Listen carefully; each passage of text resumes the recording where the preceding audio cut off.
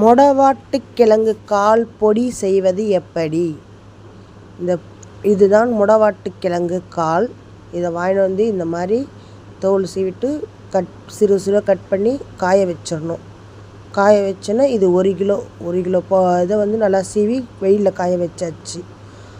நல்லா காஞ்சிருச்சு. 2-3 நாளைக்கு நல்லா வெயில் சுளீர்னு அடிக்கும்போது 2 நாள் 1 நாள் காய வச்சாவே போதும். காய வச்சோன்னே இது நல்லா இதுவாகிடும், காஞ்சிடும். காஞ்சோடனே சுக்கு 50, மஞ்சள் 50, மிளகு 50, எண்ணெய் நல்லெண்ணெய் 100 கிராம், இது 2 பாக்கெட் இருக்குது. இதில் சீரகம் 50, மிளகாய் 50, காஞ்ச மிளகாய், பூண்டு 50.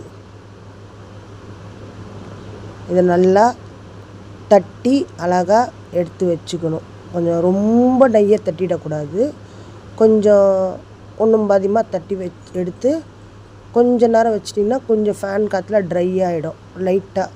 அப்புறம் நல்லா கடாயில் நல்லெண்ணெயை ஊற்றி அந்த 100 கிராம் எண்ணெயை ஒன்றா ஊற்றிட்டு நல்லா சூடாக ஆகிட்டதுக்கப்புறம் இந்த பூண்டை கொட்டி நல்லா கொஞ்சம் ஒரு பொன்னிறத்துக்கூட கொஞ்சம் இன்னும் கொஞ்சம் அதிகமாக கலர் மாறுற அளவுக்கு இதை நீங்கள் நல்லா இது பண்ணணும். நான் கத்தி பண்ணலாம், கத்தியில் பண்ணால் இது கரண்டியில் பண்ணால் ஒட்டும், பிசு பிசுன்னு ஒட்டும். அதனால் நான் சும்மா கையில் மேலே ஒட்ட ஸ்பூனில் வந்து கத்திலே திருப்பி விட்டுட்ருக்குறேன். அவ்வளோதான். இது போகும், இந்த அளவுக்கு போகும். கொண்டார காய வச்சுட்டு இந்த மஞ்சள், இந்த சுக்கு இதெல்லாம் கொஞ்சம் உடச்சிக்கணும். ஏன்னா மிக்சியில் போட்டால் மிக்சியோட பல் போயிடும் இல்லைங்களா. அதனால் கொஞ்சம் கொஞ்சம் நல்லா தட்டி ஒன்றும் பாதியமாக தட்டி எடுத்து வச்சுட்டு இப்போ வந்து மிக்சி ஜாரில் வந்து இதெல்லாமே ஒன்றா தட்டி எல்லாத்தையும் எடுத்து வச்சுட்டேன். நான் மிக்சி ஜாரில் இந்த தட்டின பொருள் மிளகாய், சுக்கு, மிளகு, சீரகம், மஞ்சள், இந்த பூண்டு, அது எண்ணெய் இல்லாமல் எடுத்து அது உள்ளே போடணும். ஏன்னா எண்ணெயோடு போட்டிங்கன்னா ஒரு மாதிரி கட்டியாக சட்னி மாதிரி வந்து நிற்கும். இப்போ போட்டோங்களா அந்த பொடியில் கொட்டி இப்போ அதை நல்லா பிரட்டி கலரி விட்டுறணும். கலரி விட்டுட்டு ஒரு கொஞ்ச நேரம் அந்த ஒரு மாதிரி பிசுப்பெல்லாம் போகும், பிசைஞ்சு விட்டிங்கன்னா.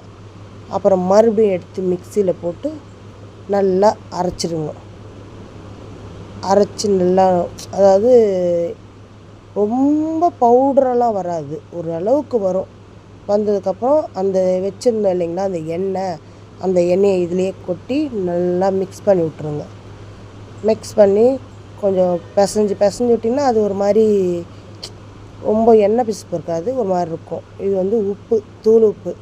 ஏன்னா தூள் உப்பு போட்டிங்கன்னா ஒரு நீங்கள் எத்தனை மாதம், ஒரு 3 மாதம் குறைஞ்சபட்சம் வச்சுருந்தா கூட கெட்டு போகாமல் இருக்கும். பாதி உப்பு போட்டுக்கலாம், இல்லை முழு உப்பு கூட போட்டுக்கலாம். நான் 50 கிராம் தான் போட்டிருக்கிறேன். ஏன்னா கொஞ்சம் கொஞ்சம் போடுறோம், ரொம்பலாம் தேவைப்படாது 1 கிலோவுக்கு. இதை நல்லா பொடி பண்ணி எல்லாத்தையும் மிக்ஸ் பண்ணி எல்லாம் கலந்து எடுத்து வச்சாச்சு. இப்போது ஒரு கண்டெய்னரில் ஈரம் இல்லாமல் பார்த்து நல்லா ட்ரை ஆக்கிட்டு அந்த கண்டெய்னரில் போட்டு வச்சுக்கணும். போட்டு நீங்கள் அழகாக மூடி 1 மாதம் வரைக்கும் கூட வெளியிலே வச்சுக்கலாம். ஃப்ரிட்ஜில் வைக்கணும்னு அவசியம்லாம் இல்லை. வெளியிலே எங்கன்னா ஒரு செல்ஃபில், நம்ம கிச்சனில் எங்கன்னா செல்ஃபில் வச்சுட்டு டெய்லியும் கொஞ்சம் கொஞ்சம் இந்த ஸ்பூனில் உங்களுக்கு எவ்வளோ தேவையோ ஒரு 1.5 டம்ளர் தண்ணி ஊற்றிக்கோங்க. 1.5 டம்ளர் தண்ணி ஊற்றி நல்லா ஒரு அளவுக்கு உங்களுக்கு தேவைக்கு எத்தனை பேர் இருக்கிறீங்களோ வீட்டில் அந்த மாதிரி. ஆனால் கணக்கு வந்து 1.5 டம்ளர் தண்ணி 1 டம்ளர் ஆயிடணும். ஸ்பூன் வந்து எனக்கு இப்போ நான் 2 பேர் குடிக்கிறதுக்காக நான் 1.5 ஸ்பூன் போட்டிருக்கிறேன். போட்டு நல்லா கொதிக்க வச்சுக்கலாம். இது கூட கொத்தமல்லி, கருவேப்பிலை வேணுங்கிறவங்க போட்டுக்கலாம், புதினா வேணுங்கிறவங்க போட்டுக்கலாம்.